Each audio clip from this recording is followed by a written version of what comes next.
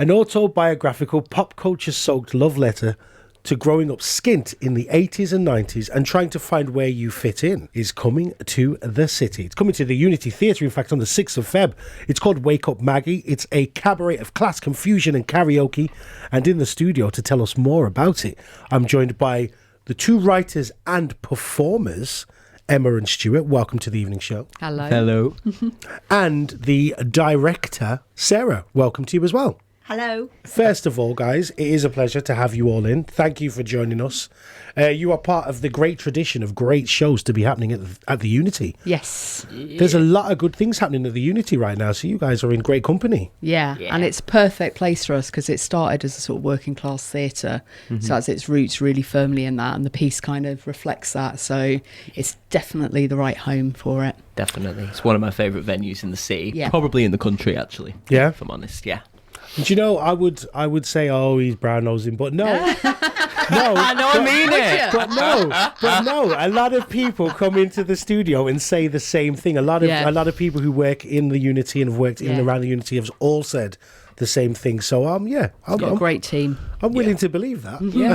Thanks, Jermaine. I appreciate it. That was your main aim, wasn't it, really, to convince me? Defo. So growing up skint in the 80s and 90s, something that many of us can relate to. How did that experience go from just being an experience to actually being a production? In our usual random way that me and Emma work really together. We work together a lot. And I had a little vision of a play that we'd make together that was just a microphone and a chair. And then it kind of went from there, didn't it? We started talking about growing up and what our experiences have been. Because I'm from Manchester originally, Emma's from London. Yeah. And we're separated by a decade sort of childhood-wise. And we just kind of got talking and we was like, there's something here. Yeah. I suppose it's that sort of reflections on what's happening today as well about class systems being in sort of inherently British thing and how we kind of sit within that now, and the piece kind of explores that.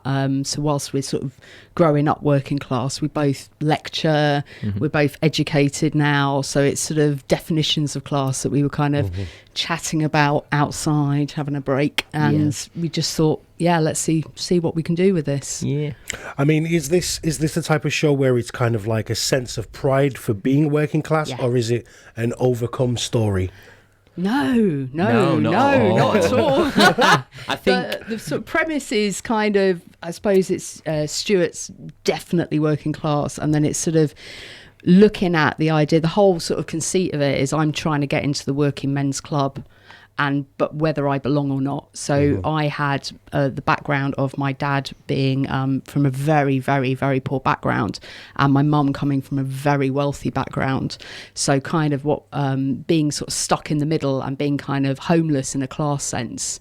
And it's kind of reflections on that, really, and my sort of desperation to want to be part of the working classes, but whether I really fit. And Stuart definitely being part of the working class. Yeah, whether they want me or not, No, I think we really wanted to challenge as well the idea that working class stories have to be about overcoming.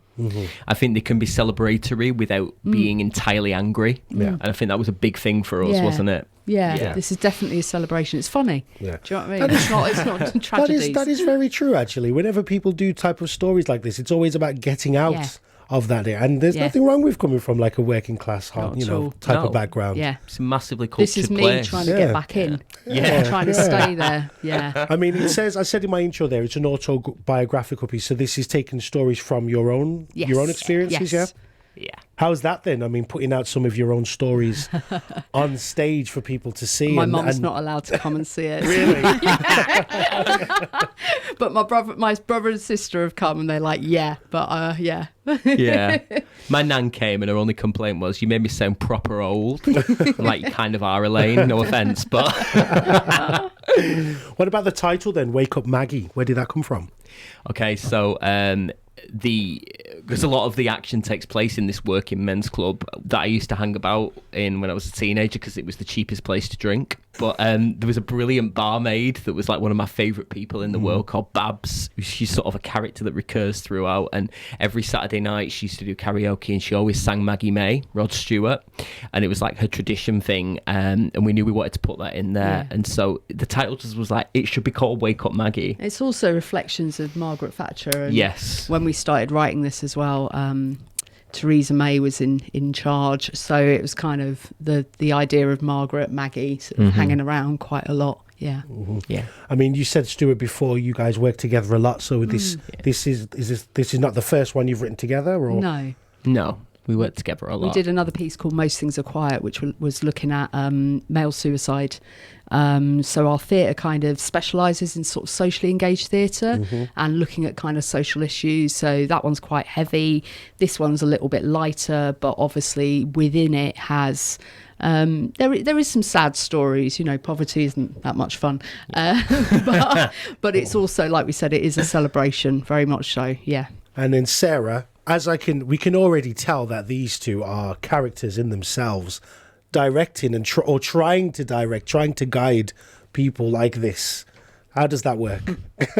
Well, it was very interesting because it kind of wrote itself and it kind of directed itself in a kind of very organic way. For me, what I was really interested in was kind of the nostalgia of the world that they were creating, the aesthetics of this kind of 80s, 90s world, and because what I'm really interested in is, what we're really interested in is when the audience come connecting with those aesthetics and the stories and triggering their own kind of memories and personal connections to their childhood and where they fit within this story.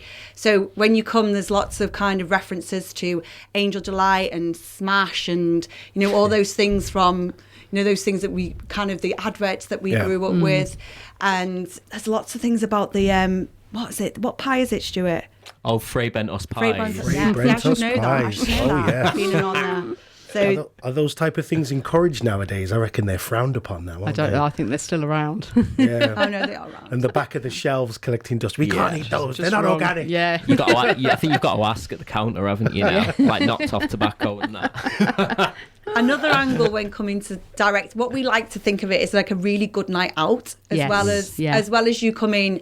And it's got kind of this kind of political drive to it, and we're looking at kind of the class system, but it's also a really fun night out. It really is, and it's something that people are laughing their heads off and singing along to the karaoke, and there is a really good atmosphere in the place. And because these guys talk to the audience as well, so that's a great appeal. So whilst I was kind of directing, that's something like I had my eye on the kind of the atmosphere that we were creating in the space. I mean, it definitely does sound like a lot of fun. There's karaoke involved as well. Where does the karaoke fit in then? So it sort of permeates the story, doesn't it, really? I'm desperate to sing karaoke in the Working Men's Club to prove that I am still working class.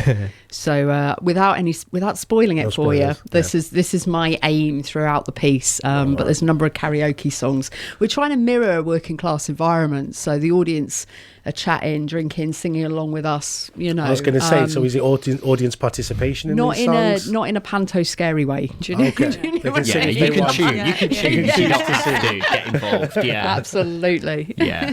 Okay, that sounds cool. All Things Considered is the production company, and you were saying before you've got some more stuff coming up as well. Oh no, cheeky little plug here. We've got something, a performance coming up in June. It's called Sleepover.